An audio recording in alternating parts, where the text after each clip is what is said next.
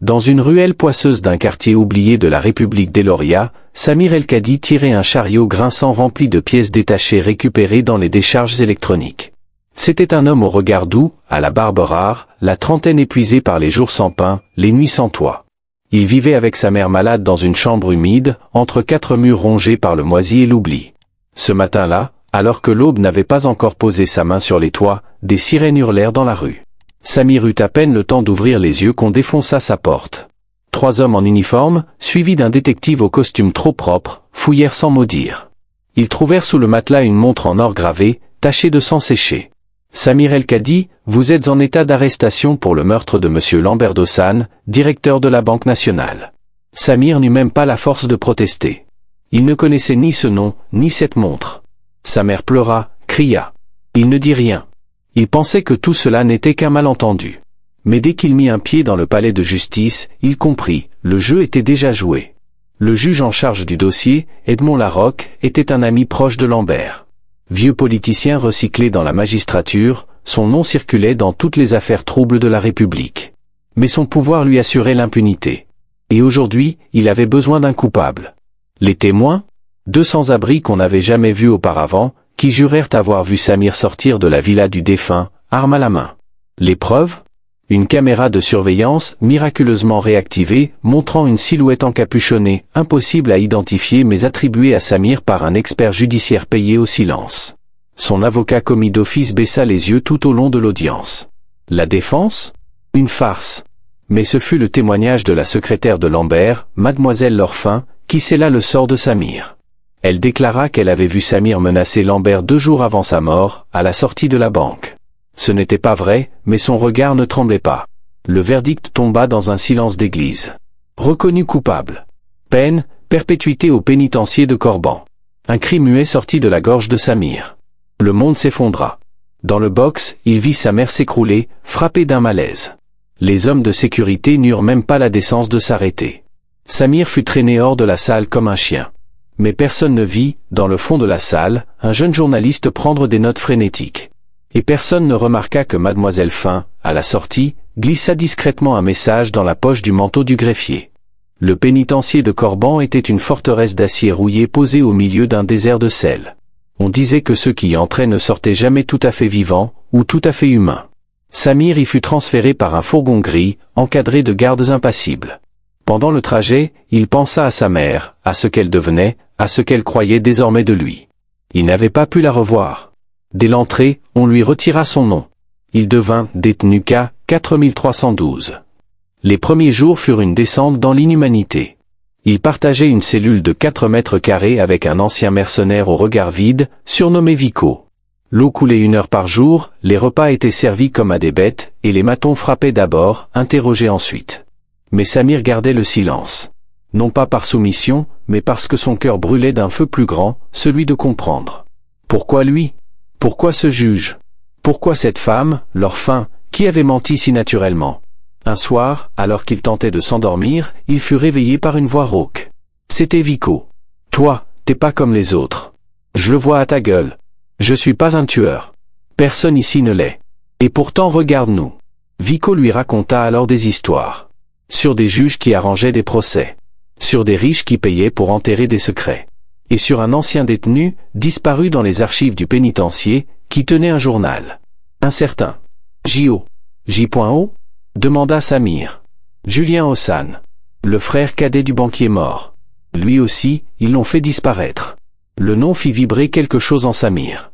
Et ce fut comme si un verrou avait sauté dans son esprit. Peut-être que tout cela n'était pas un simple hasard. Peut-être qu'il existait un lien caché, une vérité souterraine que personne ne voulait exposer. Dès le lendemain, Samir fit l'impossible, il se proposa pour travailler à l'archivage du pénitencier, là où des montagnes de dossiers prenaient la poussière depuis des décennies. Il savait lire. Peu ici le pouvaient. Et c'est dans cette mer de papier jauni qu'il trouva une piste, une page arrachée, glissée dans un vieux manuel de droit pénal. L'écriture tremblante disait « Si vous trouvez ce message, cherchez la clé noire. Elle est cachée là où la lumière ne brille jamais. Ne faites confiance à personne. Même pas au juge. » Signé, J.O. Cette nuit-là, Samir ne dormit pas. Il comprit que le combat n'était pas terminé. Il ne s'agissait plus de laver son nom. Il s'agissait de révéler l'énorme mensonge sur lequel reposait tout un système. Et pendant ce temps, à des centaines de kilomètres de là, le jeune journaliste qu'il avait vu condamné, un certain Milo Varan, publiait un article sur « le procès le plus rapide de l'année ». Dans un encadré discret, il mentionnait une incongruité, la disparition des caméras de sécurité du domicile de Lambert, 2 jours avant sa mort, et leur mystérieuse réactivation. Quelqu'un, quelque part, commençait aussi à douter. L'obscurité de l'archivage du pénitencier de Corban n'était pas seulement une affaire de lumière. C'était un vide voulu, calculé. Ici, le passé était enterré sous des tonnes de papier, volontairement désorganisés. Samir, devenu silencieux et docile aux yeux des gardiens, s'enfonçait chaque jour un peu plus dans cet abîme de mémoire. Il cherchait la clé noire. Le message de Gio résonnait dans sa tête comme une énigme de survie. Où était cet objet? Un document? Une preuve? Une métaphore? Une clé réelle? Il fouilla les dossiers des années précédentes, tous les condamnés pour trahison, détournement, meurtre de personnalité. Ce qu'il découvrit l'horrifia. Des dizaines de cas similaires aux siens, des hommes pauvres, isolés, accusés de crimes contre des figures du pouvoir, avec les mêmes schémas. Témoins douteux. Caméras truquées. Juges identiques. Tous ces procès avaient un point commun, le nom du juge Larocque. Mais aussi celui d'un autre homme, le notaire général André Vénier, un faiseur d'ombre réputé intouchable. Un jour, au fond d'un tiroir bloqué, Samir força la serrure rouillée et découvrit une boîte métallique noire. Elle contenait un seul objet, une clé ancienne, ornée du symbole de la République d'Eloria, mais retournée. Inversée. Et gravée au dos, chambre 17. La clé noire existait. Bougie et pendant ce temps. À Eloria, le jeune journaliste Milo Varan poursuivait son enquête. L'article sur Samir n'avait intéressé personne. Trop banal. Trop pauvre. Trop peu vendeur. Mais Milo avait reçu une lettre anonyme glissée dans son tiroir de bureau, une photo, prise il y a 7 ans, montrant leur fin, aux côtés de Lambert Dossan et du notaire Vénier, lors d'un gala privé. Légende manuscrite, loyale jusqu'à ce qu'on la force à mentir. Intrigué, Milo retrouva une ancienne collègue de l'or. Celle-ci, après hésitation, lui confia que leur fin avait été menacée de perdre sa sœur, placée sous la tutelle du notaire, si elle ne témoignait pas contre Samir. Tout s'éclairait, Laure n'était pas une menteuse, elle était une otage. Et le nom de Gio revint dans la conversation. Julien Ossan? Il a disparu juste après avoir tenté d'ouvrir une enquête interne contre son frère Lambert. Officiellement interné. Officieusement, on l'a réduit au silence. Milo n'hésita plus. Il rassembla ses preuves, prépara un dossier. Il devait retrouver Samir. Le faire sortir. Mais comment faire quand l'État entier semble vouloir enterrer la vérité? Verrou retour à Corban. Samir glissa la clé noire sous sa tunique. Le numéro 17. Cela ne correspondait à aucune cellule actuelle. Mais il se rappela une aile condamnée du pénitencier, une ancienne zone psychiatrique fermée depuis des années.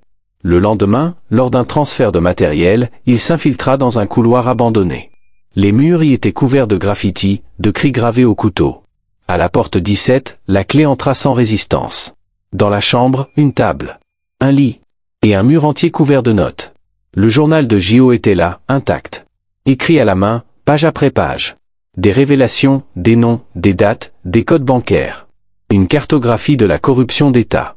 Mais alors qu'il s'apprêtait à sortir, Samir entendit une voix derrière lui. « Je savais que tu finirais par trouver. » C'était Vico. Mais il n'était pas seul. Derrière lui, se tenait le directeur du pénitencier en personne, flanqué de 2 gardes armés. « Tu aurais dû brûler ce journal au lieu de l'ouvrir, Samir. Maintenant, tu ne sortiras jamais d'ici. » La pièce glaciale de la chambre 17 vibrait d'une tension sourde. Samir tenait toujours le journal contre lui, ses doigts serrés sur les pages comme s'il portait la dernière preuve de son humanité. Face à lui, Vico avait cessé de feindre. Il n'était pas un simple détenu, mais un œil du système, planté là pour surveiller ceux qui fouillaient trop profondément. « Tu crois qu'ils t'ont mis aux archives par chance ?» ricana Vico. « C'était un test.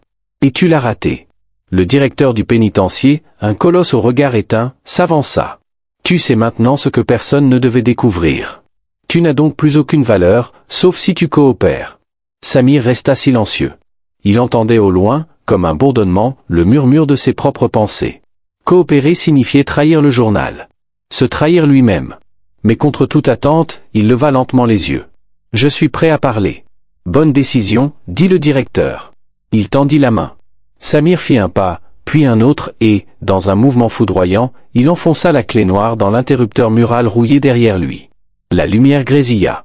Un bruit mécanique se déclencha sous le sol. Une alarme muette vibra dans les fondations. « Qu'est-ce que tu as fait ?» hurla le directeur. Samir n'avait découvert ce secret que quelques heures plus tôt, en lisant les annotations du journal. La chambre 17 servait autrefois de sas d'évacuation pour les prisonniers à statut spécial. Derrière une plaque cachée se trouvait un conduit. Profitant de la confusion, Samir sauta dans l'ouverture désormais béante. Vico se jeta après lui, mais fut arrêté par un effondrement soudain du plafond, peut-être provoqué par le temps, peut-être par autre chose. Le tunnel était étroit, glacial, mais Samir avançait. Pendant ce temps, Milo Varan arrivait enfin à Corban. Grâce à un contact parmi les ONG humanitaires, il avait obtenu un droit de visite. Son objectif, rencontrer Samir El-Kadi et lui montrer les preuves recueillies. Mais on lui répondit que Samir était porté disparu après une tentative d'évasion. Officiellement, mort dans un éboulement souterrain. Mais Milo n'était pas convaincu. 2 jours plus tard, dans une maison abandonnée au nord d'Eloria. Un homme couvert de boue et de sang, affaibli mais vivant, tambourina à une porte. On ouvrit. Milo, sidéré, fixa Samir, encore en vie. Tu es réel. Et j'ai des preuves que ton pays a condamné plus de 30 innocents comme moi. Tiens. Samir posa le journal sur la table. Milo tremblait. Il n'avait jamais vu autant de noms. D'injustice empilée, étouffée, effacée. Il leva les yeux. On va faire tomber ces salauds. Mais il nous faut une plateforme. Une fuite contrôlée. Une stratégie. Samir hocha la tête. Il savait que la partie n'était pas finie. En fait, elle ne faisait que commencer. Bougie mais au cœur du palais de justice, dans le bureau de la Roque, un dossier venait d'être posé sur le bureau. À l'intérieur, une photo prise à Corban. On y voyait 2 silhouettes fuyant dans l'ombre d'un tunnel. Milo Varan et Samir El-Kadi. Le juge sourit. Alors, c'est la guerre que tu veux ? Très bien. Dans une cave abandonnée transformée en repère, Samir et Milo passèrent 3 jours sans sommeil. Entourés de cartes, d'anciens fichiers, de disques durs récupérés et de câbles qui pendaient comme des racines dans une forêt électronique, ils bâtissaient la riposte, Opération Vérité. Le journal de Gio n'était pas un simple témoignage. Il contenait des codes d'accès à des comptes offshore, des noms de politiciens, juges, journalistes, chefs d'entreprise. C'était une bombe d'information. Mais elle ne pouvait être publiée n'importe comment. La justice officielle était corrompue. Les médias traditionnels ? Inféodés à ceux qu'ils dénonçaient. Samir le comprit en voyant les premiers articles envoyés à de grandes rédactions disparaître sans explication. Ils nous bloquent. Ils contrôlent tout ce qui sort. Pas tout, répondit Milo. Il existe une faille. Grâce à un contact du dark web, Milo entra en communication avec un collectif de hackers connus sous le nom de Nomo. Eux aussi luttaient contre la corruption de l'État. Leur proposition, infiltrer le réseau central du ministère de la Justice, y intégrer les preuves et les rendre publiques à travers un faux jugement diffusé en direct, comme une audience officielle, une réplique du tribunal, mais inversée. Mais il y avait un prix. On doit entrer physiquement dans le centre de données principal. C'est dans l'ancienne crypte de la Cour suprême d'Eloria. Et c'est protégé comme une base militaire. Samir n'hésita pas. 3 jours plus tard, la mission commence. Déguisés en techniciens, Samir, Milo et 2 membres de Nomo pénétrèrent dans le sous-sol interdit. L'électricité vibrait dans les murs. Les capteurs thermiques étaient nombreux, les systèmes de surveillance actifs. La moindre erreur, et c'était la fin. Mais Samir connaissait la peur. Elle n'avait plus de prise sur lui. Au cœur de la crypte, ils atteignirent la salle serveur. Milo inséra une clé USB cryptée contenant un virus éclaireur à baptiser LEX, qui permettrait de rediriger un signal satellite vers un faux flux judiciaire. Leur audience était prête. Sur des millions d'écrans à travers le pays, une fausse voix robotique lança. Audience spéciale de révision du procès Samir El-Kadi. Présentation de nouvelles preuves. Le visage du juge Larocque apparut en 3D généré, incrusté dans une salle de tribunal virtuel. À ses côtés, les visages de tous les accusés corrompus cités dans le journal. Puis les images défilèrent, témoignages cachés, extraits du journal, preuves de chantage, transferts bancaires, le peuple d'Eloria regardait. Mais au moment où Samir pensait avoir gagné, le système afficha une ligne rouge. Intrusion détectée, traçage en cours. Quelqu'un piratait leur piratage. Un compte administratif caché lançait un contre-attaque. À distance, Larocque avait déclenché le protocole Palladium, une purge des données centrales. Tout allait disparaître. On va perdre tout le téléchargement, cria Milo. Pas si je reste ici pour maintenir le signal, répondit Samir calmement. Tu ne peux pas, c'est un aller simple. Mais Samir, déjà assis devant la console principale, connectait son propre pouls à l'authentification physique. Un mot de passe biologique, son rythme cardiaque devenait la clé. C'est pas moi qui compte. C'est ce qu'on expose. Partez. Faites vivre cette vérité. Milo recula, les larmes aux yeux. Puis il courut. Symbole de la nouvelle lune quelques minutes plus tard. La crypte explosa sous une impulsion électromagnétique. Mais pas avant que les données ne soient intégralement diffusées. Partout, dans les rues, les gens se rassemblaient devant les écrans publics. Ils lisaient. Ils voyaient. Le nom de Samir devint celui d'un martyr. Mais aussi d'un déclencheur. Et au cœur du chaos politique qui s'ensuivit, une lettre manuscrite fut publiée dans tous les journaux indépendants. Dernière ligne de Samir. La vérité ne m'a pas sauvé. Mais elle vous sauvera peut-être, vous. Le jour où la vérité éclata, Eloria se figea. Le masque de la République était tombé. Les visages des juges corrompus, des politiciens trempés dans les affaires, des chefs d'entreprise ayant acheté le silence des innocents, furent projetés sur tous les écrans du pays.